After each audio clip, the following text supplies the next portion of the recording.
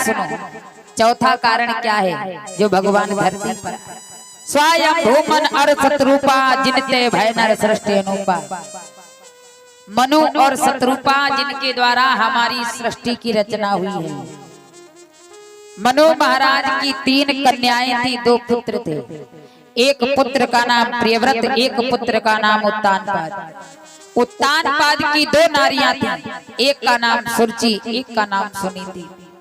सुनीति के पुत्र का नाम ध्रुव और सुरुचि के पुत्र का नाम उत्तम। हर प्राणी उत्तानपाद है और हर उत्तानपाद की 2 नारियां हैं।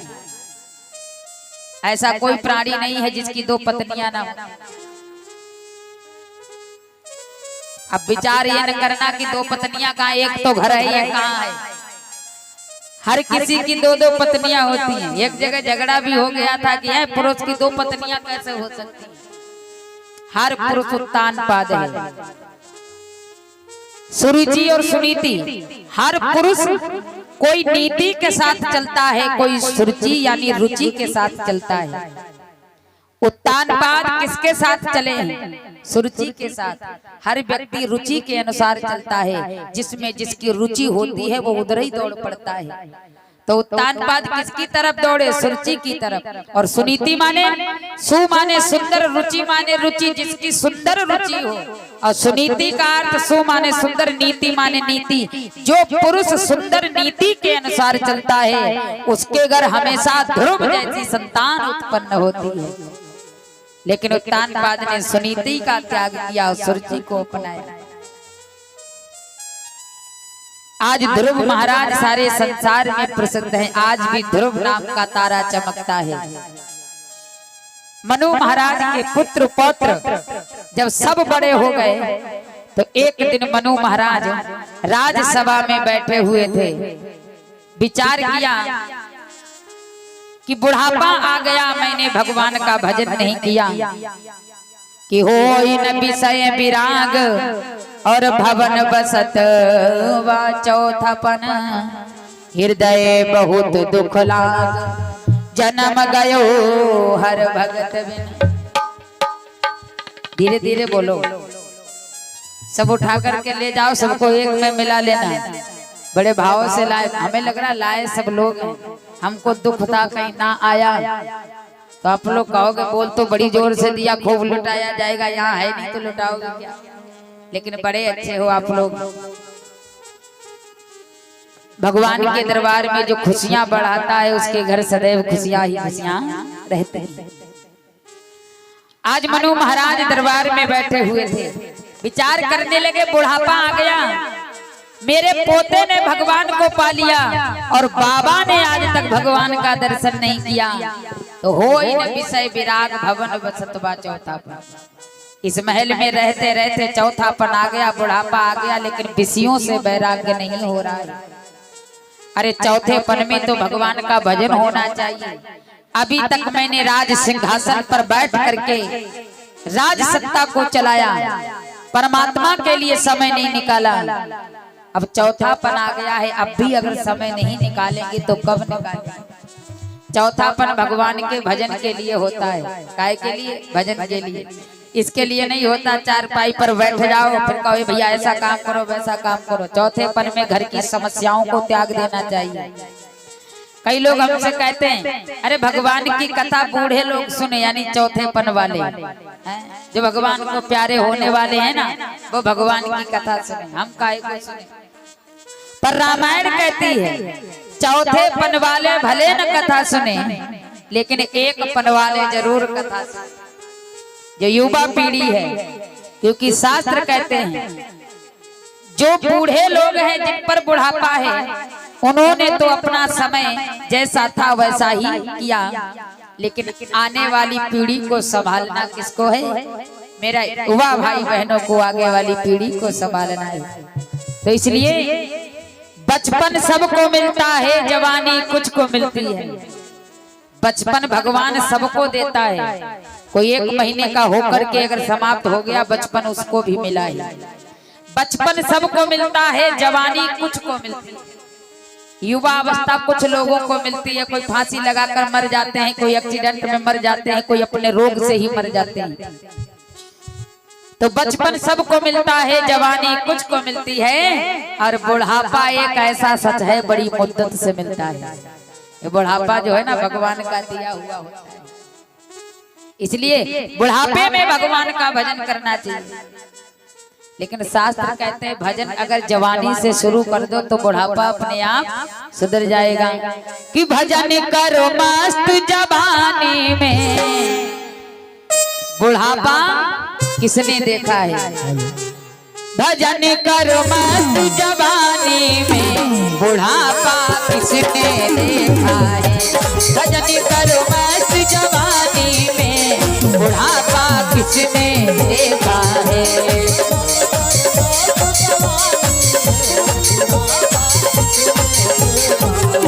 बुढ़ापा किसने देखा है?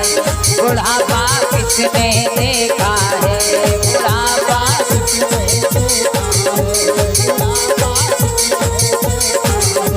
भजन करो मस्त जवानी में, बुढ़ापा किसने देखा है? भजन करो मस्त जवानी में, बुढ़ापा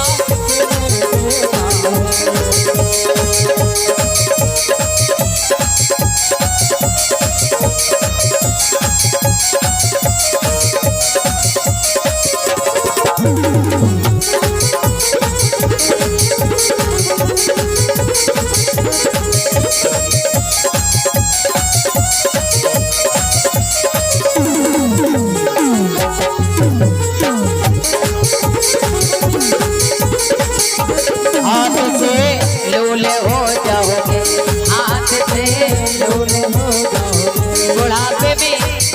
बुढ़ापे में हाथ पर काम नहीं करते हैं। लाठी लेके चलोगे तो चलोगे कहीं और लठिया जाएगी कहीं और।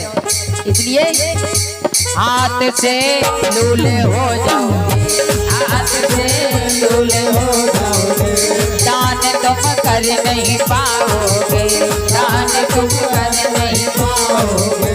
दान करो मस्त जवानी में, बुढ़ापा किसने देखा है? दान करो मस्त जवानी में, बुढ़ापा किसने देखा है?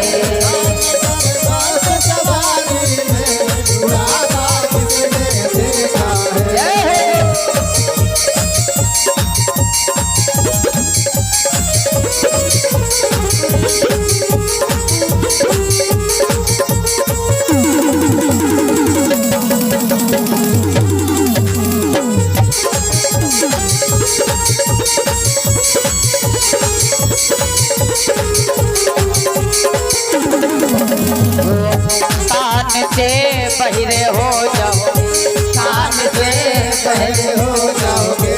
देखो बुढ़ापे में सुनाई देना कम हो जाता है ना। घर में लोग जिनको कम सुनाई देता है, घर में लोग चिल्ला भैया गले में खरासे पड़ जाते हैं। तो बुढ़ापे में कम सुनाई देगा तो कथा कैसे सुनोगे?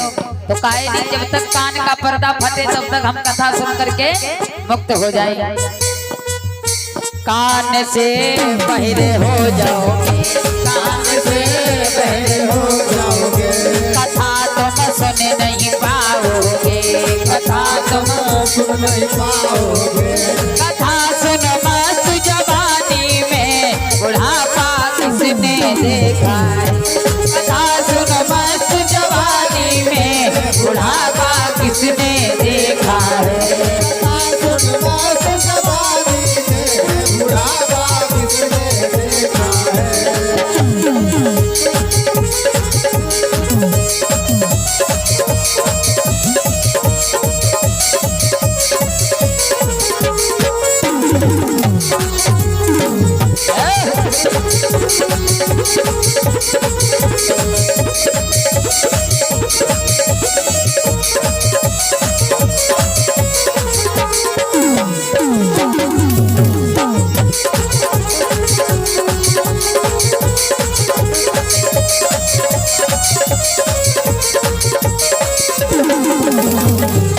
पैर से लंगड़े हो जाओगे, पैर से लंगड़े हो जाओगे, पैर से लंगड़े हो जाओगे, पैर से लंगड़े हो जाओगे।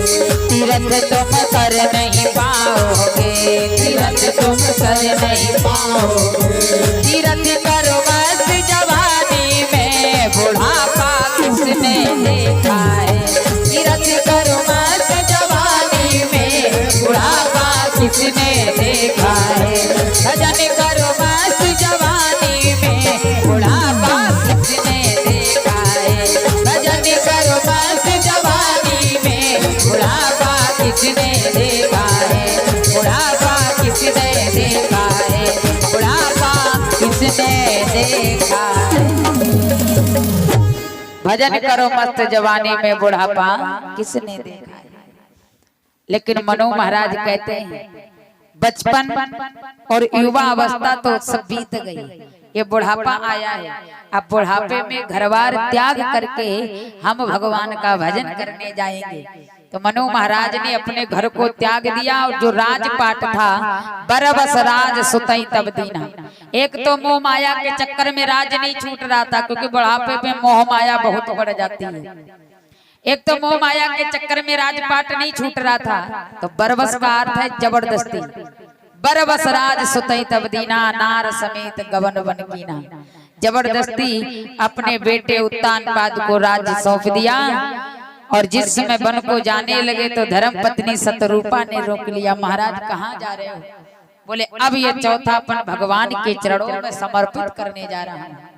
शत्रुपा कहने लगी महाराज तुम पर बुढ़ापा तो हम पर भी बुढ़ापा है, हमें भी साथ लेकर के चलो। तो नार समेत गवन बन कीना, नारी के सहित मनु शत्रुपा गए और कहाँ जाकर के अखंड तप किया कि तीरथ बर नैमिष विख्याता अत पुनीत साधक सिद्धदाता। तीरथ बर, बर माने दूल्हा। ये जितने संसार में तीरथ है इनका दूल्हा है नैमिषारण्य। और जितने वेद शास्त्र ग्रंथ जो कुछ लिखे गए ये सब नैमिषारण्य में लिखे गए। 88,000 ऋषियों की जो तपोभूमि है वो नैमिषारण्य है। और जिस साधक को यदि साधना सिद्ध करनी है तो नैमिषारण्य से अच्छा कोई क्षेत्र नहीं है। तीरथ बर नैमिष विख्याता अत पुनीत साधक सिद्धदाता। नैमिषारण्य में जाकर के गोमती में स्नान किया। गोमती में स्नान करने के बाद बलकल वस्त्र धारण किए। बलकल वस्त्र धारण करने के बाद 12 अक्षर मंत्र पुनः जपई सहित अनुराग वासुदेव पद पंकुरहु दंपत मन अति लाग। मनु महाराज ने स्नान किया, बलकल वस्त्र धारण किए। बड़े बड़े राजाओं ने जाना, इतने बड़े मनु महाराज ने अपना राजपाट त्याग दिया केवल भगवान के लिए। तो सब दर्शन करने के लिए आए, सबने दर्शन किया। जो लोग नैमिषारण्य गए होंगे उनको पता होगा, नैमिषारण्य गोमती घाट के किनारे, हनुमानगढ़ी के पीछे गोमती घाट के किनारे आज भी वो सुंदर रमणीक स्थान है जहाँ मनु महाराज ने बैठ करके भगवान के लिए खंड तप किया। पहुंच गए, एक वृक्ष के नीचे जाकर के बैठ गए और किस मंत्र का जाप किया है। जो मंत्र ध्रुव ने लिया जपा, जो मंत्र प्रहलाद ने जपा। 12 अक्षर मंत्र पुण्य जप ही सहित अनुराग। और 12 अक्षर मंत्र कौन सा है। बोले ओम नमो भगवते वासुदेवाय।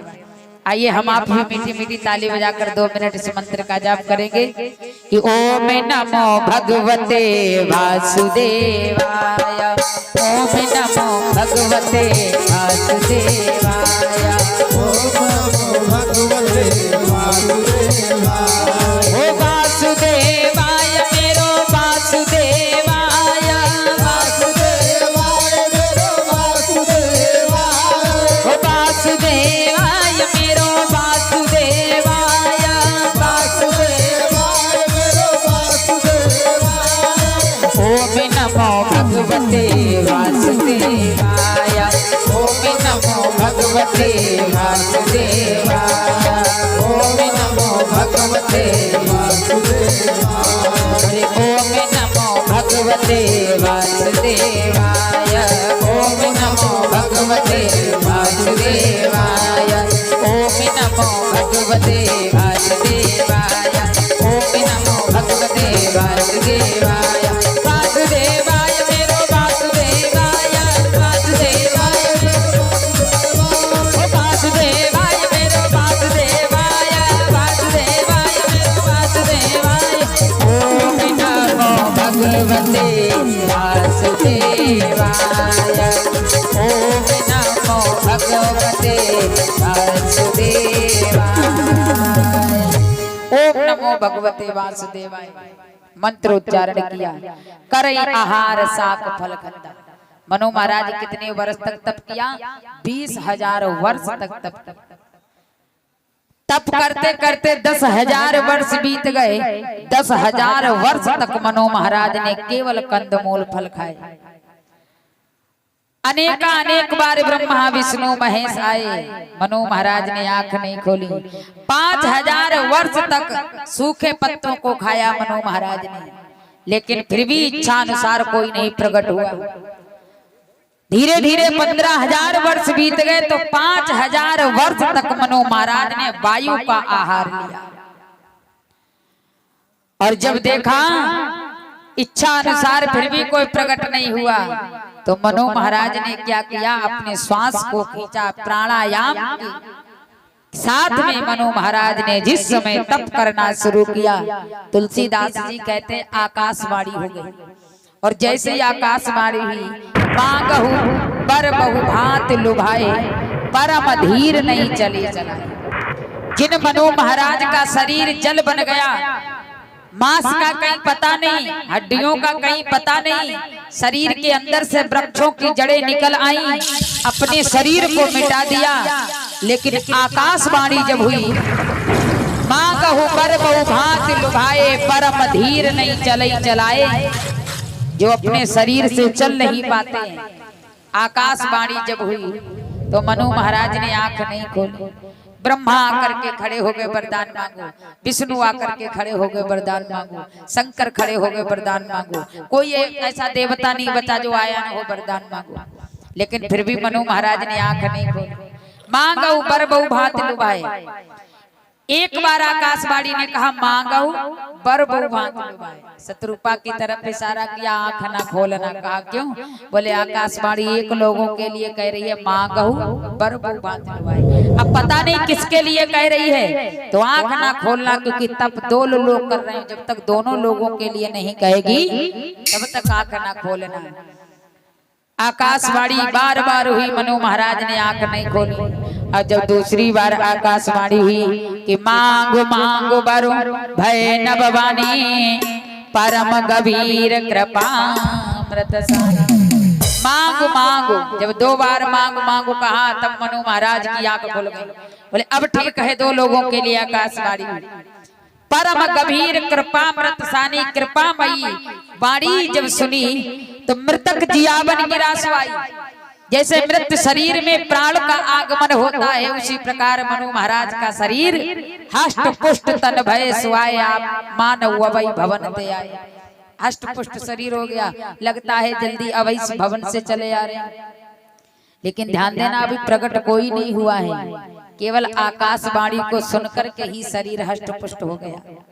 आकाशवाणी कहने लगी, तुम्हारे सामने ब्रह्मा आए, विष्णु आए, महेश आए, तुमने आंख क्यों नहीं खोली? किस देवता का दर्शन करना चाहते हो? अब विचार करो, ब्रह्मा विष्णु महेश से बड़ा कौन देवता है जिसकी आस में मनु महाराज ने आंख नहीं खोली? मनु महाराज कहने लगे, मैं ये तो नहीं जानता कि मैं किस देवता का दर्शन करना चाहता हूँ, लेकिन इतना कह रहा हूँ कि जो स्वरूप बस शिव मन माही, और जही कारण मुनि जतन कराई।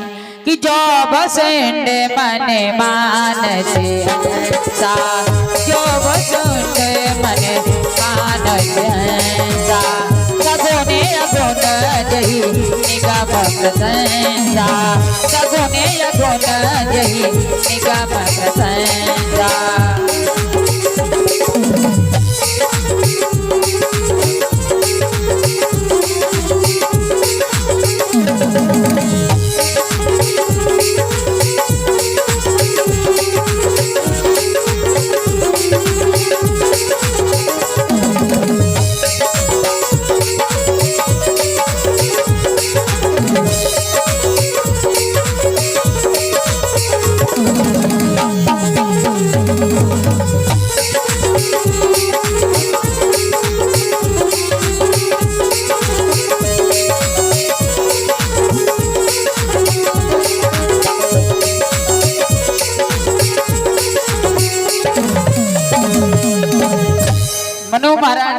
लगे, जो स्वरूप बस शिव मन माही, जही कारण मुनि जतन कराई। जो स्वरूप शिव जी के हृदय में रहता है, जो वसुंड मन मानस हंसा, जो काग वसुंड के हृदय में छवि रहती है, देख ही हम स्वरूप भर लोचन, उसी रूप को देखना चाहता हूं।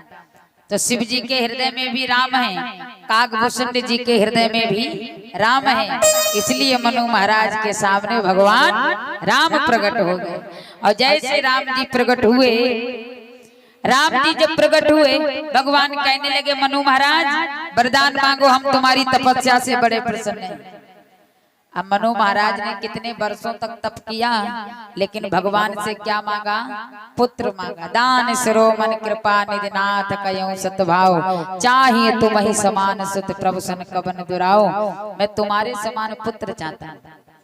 और दशरथ के कितने पुत्र थे? दशरथ ने सोचा मेरे यहाँ ब्रह्म पुत्र बन करके आएगा, मरूंगा तो मेरा पुत्र यानी ब्रह्म ही मुझे कांधा देगा, तो मेरा जीवन धन्य हो जाएगा। लेकिन विचार करना, मनु महाराज के 4 पुत्र थे, क्या चारों पुत्रों का कभी सुख मिला उनको? चारों पुत्र बड़े हुए तो विद्या पढ़ने चले गए, विद्या पढ़ करके आए तो राम लक्ष्मण को विश्वामित्र लेकर चले गए, विश्वामित्र लेकर के आए तो कैकेयी ने वनवास दे दिया तो वनवास चले गए, और वनवास से लौट करके आए तब तक राजा दशरथ ही चले गए। कभी सुख मिला पुत्रों का? नहीं मिला। पर भगवान से कहते तुम्हारे समान पुत्र चाहिए। भगवान ने कहा आप सरिस खोजूंगा जाई, अपने समान कहाँ पुत्र खोजूंगा, मैं तुम्हारे यहाँ स्वयं पुत्र बन करके आऊंगा। एवं मस्त कह दिया।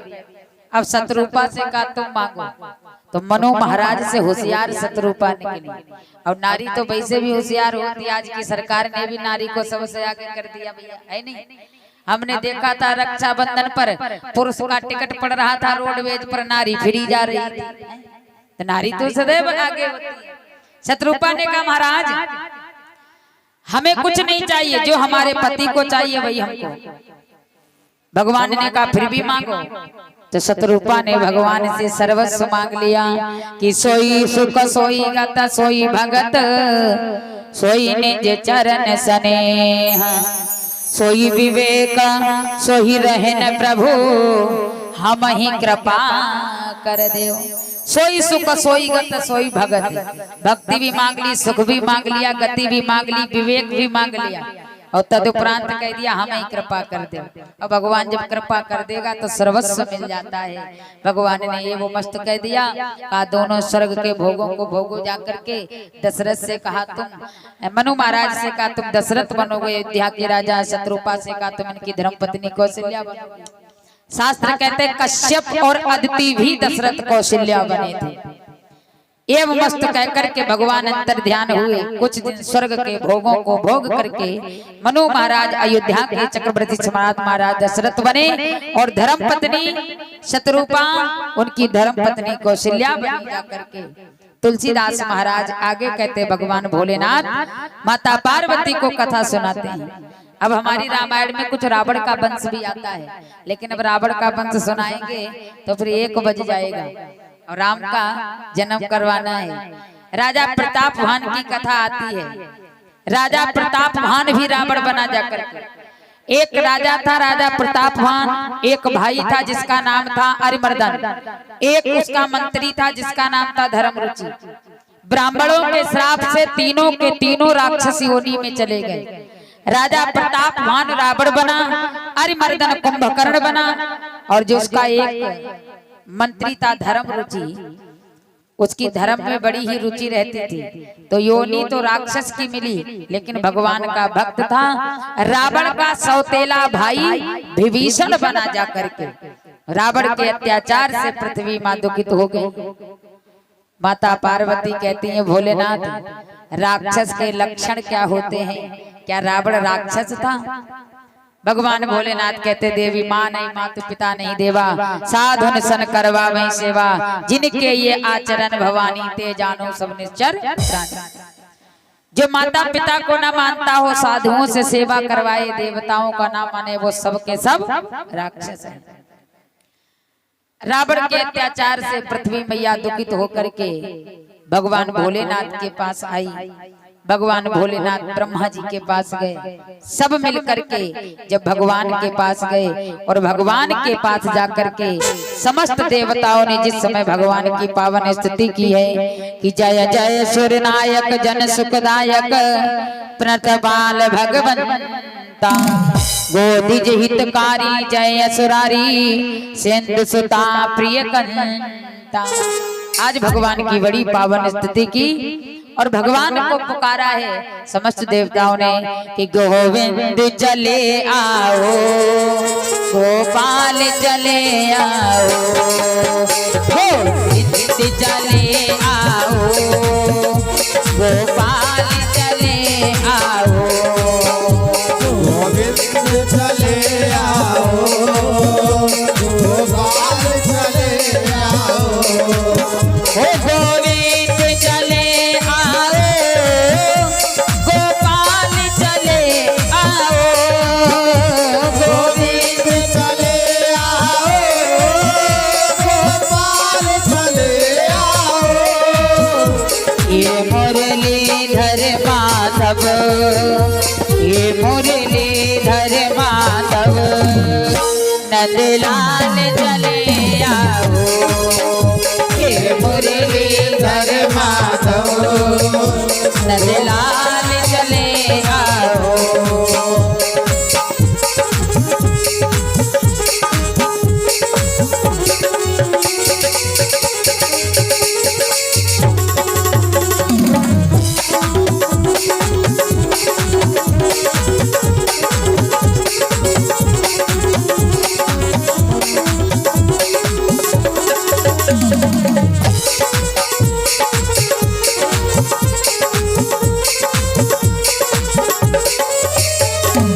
आज समस्त देवताओं ने भगवान को याद किया।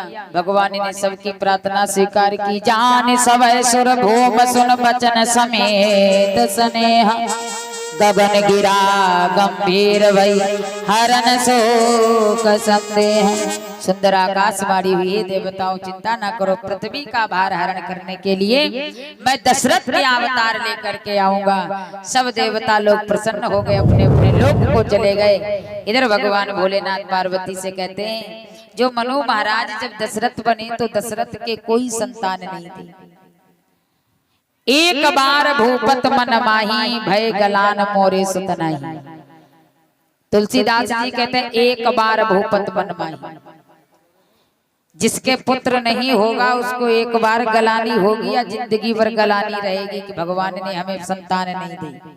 जिनके संतान नहीं होगी उसको हमेशा गलानी रहेगी कि भगवान ने संतान क्यों नहीं दी। पर तुलसीदास जी कहते हैं ऐसे राजा दशरथ थे जिसको कभी ये गलानी नहीं थी कि भगवान ने मुझे संतान नहीं दी, पर एक बार गलानी हुई। एक बार कब हुई? शिकार खेलने के लिए गए थे जंगल में। जंगल में जब शिकार खेलने के लिए गए तो क्या किया, तरकस से बाण निकाल करके एक मृग को मारने के लिए चले। देवताओं ने सोचा दशरथ के अंदर जब तक पुत्र की अभिलाषा नहीं जगेगी तब तक भगवान कैसे आएगा। और दशरथ के अंदर कभी अभिलाषा नहीं थी मेरे संतान हो जाए। देवताओं ने सोचा कि जब इनके अंतःकरण में पुत्र की लालसा जगेगी तभी तो गुरु के द्वार जाएंगे, तभी तो भगवान आएगा। तो देवताओं ने आपस में सलाह की। इधर महाराज दशरथ गए, सामने एक मृग खड़ा था। मृग को बाण मारने दशरथ जैसे ही चले तो मृग ने क्या किया, पास में नदी थी, नदी में छलांग लगाई। और जैसे नदी में छलांग लगाई मृग कहने लगा हे राजा अपना बाण वापस तरकस में रख लो क्योंकि मैं तुम्हारे हाथों से मरना नहीं चाहता। राजा ने कहा क्यों? बोले तुम निर्वंशी राजा हो, तुम्हारे कोई संतान नहीं है, तुम्हारे हाथों मरूंगा तो मेरा उद्धार नहीं होगा।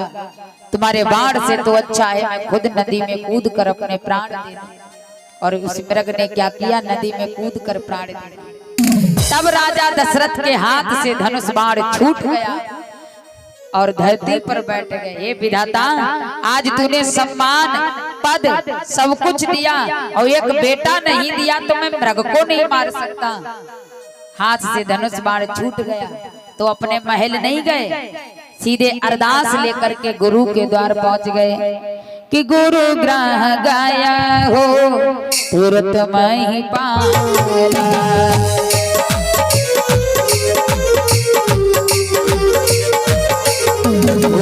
गुरु ग्रह गाया हो तुरंत मैं ही पाला। गुरु ग्रह गाया हो तुरंत मैं ही पाला। गुरु ग्रह गाया हो तुरंत मैं ही पाला। गुरु ग्रह गाया हो तुरंत मैं ही पाला। चरण लाग कर विनय विशाला। चरण लाग कर विनय विशाला। गुरु ग्रह गयहु तुरंत मही पाला। चरण लाग कर विनय विशाला। गुरु के द्वार पहुंच गए। गुरुदेव हमारे कोई संतान नहीं है और प्यारे जब गुरु के द्वार जाओगे तभी तो भगवान मिलेगा। दशरथ कहाँ गए? गुरु के द्वार।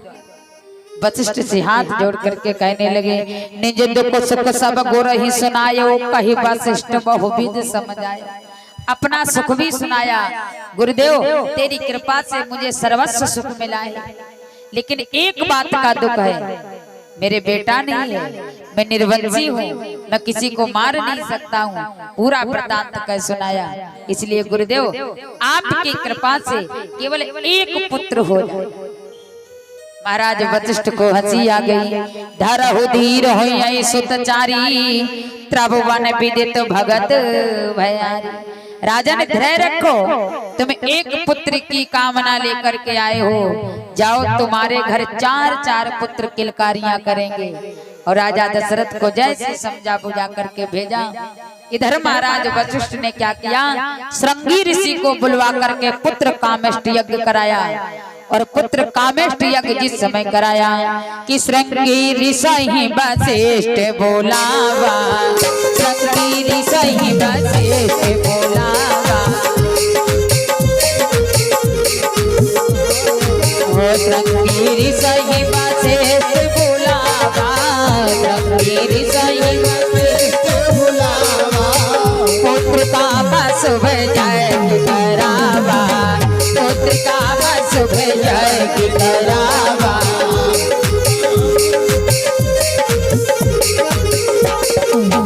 भगत सहित मुनि आहुत दीने। भगत सहित मुनि आहुत दीने।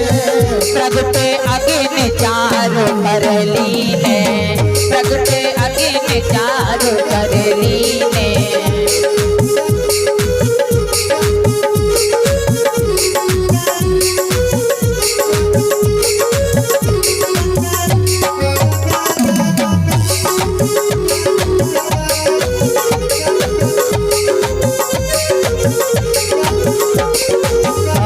वशिष्ठ कछो हृदय विचारा। जो वशिष्ठ कछो हृदय विचारा। सकल काज भाषे थे हमारा। सकल काज भाषे थे हमारा। यह विवाद देहु न बजाई। यह विवाद जथा जो गज ही भाग बनाए।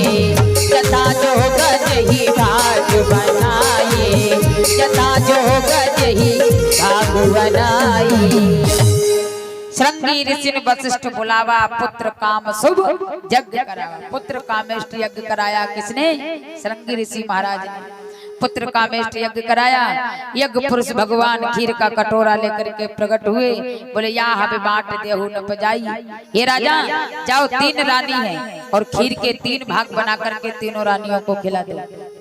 राजा दशरथ आए, उस खीर के 3 भाग बनाए और एक भाग कौशल्या, एक भाग सुमित्रा, एक कैकेयी के हाथ पर रख दिया। तब तक उधर से उड़ती हुई चील आ रही थी। चील ने क्या देखा? सुमित्रा के हाथ में खीर का दोना रखा था। चील ने उस दोने को उठा लिया और चोंच में दबोच करके पर्वत पर ला करके रखा, जहाँ अंजनी मैया रहती थी। अंजनी मैया ने जब खीर खाई तो हनुमान जी महाराज का प्रकट हुआ। बोले हनुमान जी महाराज की।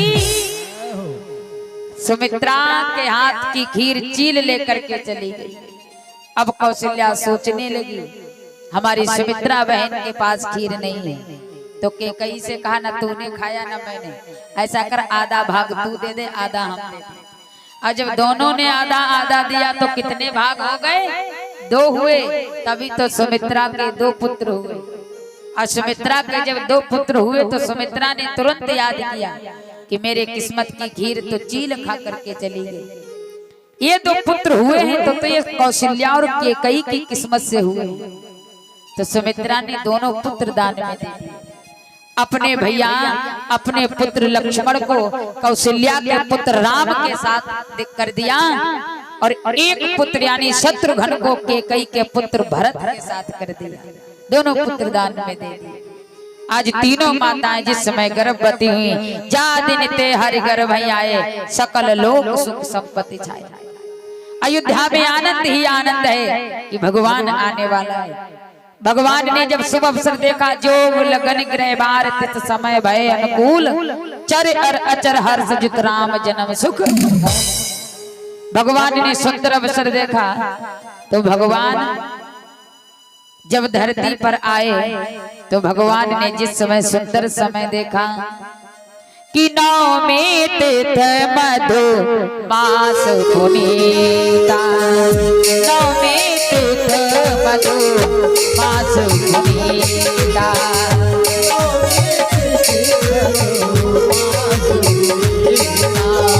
सुफल पक्षे अबे जित हरि सीता,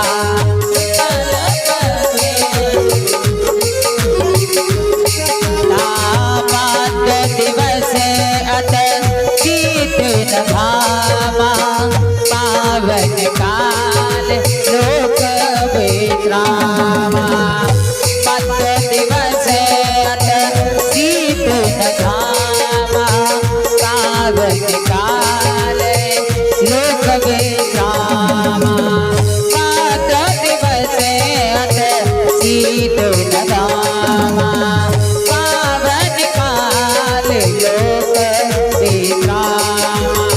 पावन काल लोक विश्रामा, तब भगवान आए नवमी तिथ मधुमास पुनीता, शुक्ल पक्ष अवजित हर प्रीता। पवित्र चैत्र का महीना है और ये कौन सा महीना चल रहा है? चैत्र का। कितने बढ़िया सुंदर अवसर पर बैठ करके राम के गुणगान को हम आप सुन रहे हैं। पवित्र चैत्र का महीना है, नवमी तिथि है, शुक्ल पक्ष है, शुभ मुहूर्त है और दिन के 12 बजे भगवान धरती पर प्रकट।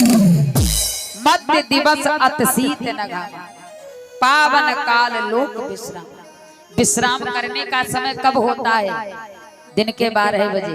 दिन के 12 बजे खा पी के लोग विश्राम करते हैं और जब दुनिया विश्राम करती है तो भगवान अपना कार्य करता है।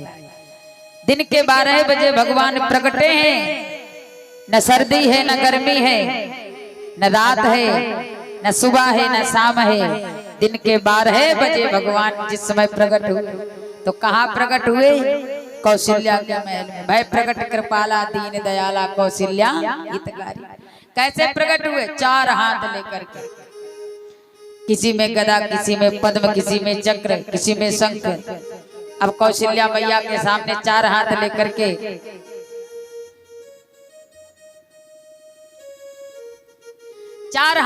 के प्रकट हुए।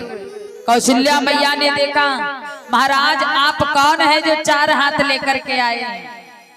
भगवान ने कहा, मैया तुमने पहचाना नहीं, हम तुम्हारे बेटा हैं, बेटा पुत्र हैं तुम्हारे। कौशल्या को हंसी आ गई, बोले तुम पुत्र नहीं हमारे बाप लग रहे हो। कहा कैसे? बोले बेटा इतना बड़ा थोड़ी ना होता है, तुम चक्र गदा पद्म लेकर के आए हो। एक बात बताओ, पुत्र बन के आए हो या महाभारत युद्ध करने आए जो त्रिशूल त्रिशूल लेकर के आए? बेटा ऐसे थोड़ी ना होता है। भगवान ने कहा सच में भैया हम तुम्हारे बेटा हैं, पुत्र हैं। कौशल्या कहने लगी तो अगर हम किसी को बताएं तो कैसे बताएं कि तुम हमारे बेटा हो, पुत्र हो? अरे हमारी हंसी बनेगी, उपहास होगा। तो भगवान ने कहा तो कैसा बेटा होता है? बोले बेटा शिशु होता है, बच्चा होता है, तुम तो बाप लग रहे हो 4 हाथ वाले। तो भगवान ने कहा अच्छा ठीक है, 2 हाथ का बेटा होता है। बोले अब भगवान ने क्या किया, दो हाथ गायब कर दिए, दो हाथ रखे। बोले अब तुम्हारे बेटा हुए कि नहीं? मैया कहने लगी माता पुन बोली सो मत डोली तजहु तात यह रूप। जिस रूप में आए हो हम बेटा नहीं स्वीकारेंगे तुमको। भगवान ने दो हाथ गायब कर लिए, दो रखे। बोले अब तुम्हारे बेटा हुए कि नहीं? मैया ने कहा अब भी नहीं हुए। बोले अब क्या करना पड़ेगा? बोले अभी नहीं, बच्चा बनो तो हम बताएंगे कि हमारे यहाँ पुत्र का जन्म हुआ है। हम किसको बताएंगे कि हमारे यहाँ बेटा आ गया है? मैया हाथ जोड़ करके कहने लगी कीजे सुशीला अति प्रियशीला या सुख परम अनुपा। बालक जन्म लेता है, बालक होता, शिशु होता छोटा सा। आप तो बिल्कुल इतने बड़े लग रहे हो। भगवान ने क्या किया, बालक बनकर लेट गए मैया के पास। बोले मैया बता अब तेरा बेटा हुआ कि नहीं? तो मैया कहने लगी अब भी नहीं हुए। भगवान कहने लगे मैया बेटा बनने के लिए क्या क्या करना पड़ता है? अरे हम बेटा बन गए तुम्हारे, शिशु बन गए, बच्चा बन गए, अब भी तुम्हारे बेटा नहीं हुए। मैया कहने लगी अब भी नहीं हुए। भगवान कहने लगे अब क्या करना पड़ेगा? बोले अब रोना पड़ेगा। भगवान ने कहा क्यों? बालक है, रोता भी है। कौशल्या मैया कहने लगी हमारे संसार की रीत है, बालक जब जन्म लेता है तो बड़ी तेजी से रोता है, और जो बालक रोएगा नहीं तो घर वाले सोचते हैं भूत प्रेत का साया है, तो उसको उठाकर डॉक्टर के पास लेकर के जाते हैं वैद्य के। और तुम अगर रोओगे नहीं तो हमारे अयोध्या वासी जानेंगे बालक हो गया, रोया नहीं, इसका मतलब भूत प्रेत का साया है। अब तुम्हें तुरंत उठाकर वैद्य के यहाँ लेकर के जाएंगे, तब क्या करोगे? भगवान ने कहा अरे मैया तो रोना पड़ेगा। मैया ने कहा बिल्कुल रोना पड़ेगा। भगवान कहने लगे देख मैया मैंने दुनिया को रुलाया है लेकिन खुद नहीं रोया। मैया कहने लगी अभी तक दुनिया को रुलाते थे पर एक माँ तुमको रुलाएगी। जोर जोर से रो, तभी तो जानेंगे प्रजावासी, तभी तो जानेंगे राजा के महल में बेटा हुआ है। अब भगवान कहने लगे कैसे रोए मैया, हमें रोना नहीं आता। तो एक तरफ मैया कौशल्या रोए, एक तरफ भगवान रोए। सुनि बचन सुजाना रोदन ठाना हुई बालक सुरभूपा। या चरित जगावई हर पद पावई थे न परई भवभूपा। भगवान जब रोना शुरू किया, सुन बचन सुजाना रोदन ठाना हुई बालक सुरभूपा, रोना शुरू कर। अब भगवान जिस समय जोर जोर से रोए तो सुन शिशु रुदन परम प्रियवानी। रोते हुए देखा महल में कोई रो रहा है तो संभ्रम चली आई सब रानी। दशरथ पुत्र जन्म सुन काना मानव ब्रह्मा नंद समाना। जिस समय भगवान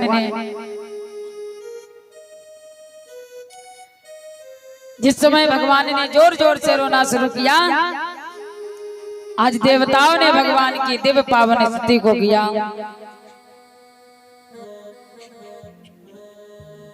कि भय प्रगट कृपाला दीन दयाला कौशल्या हितकारी। भय